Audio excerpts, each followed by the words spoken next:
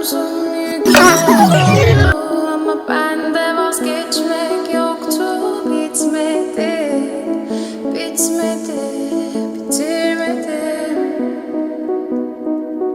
Ben özel değilim ya da öyle bir şey, ama sen varken hep böyle hissettim. Böyle hissettim.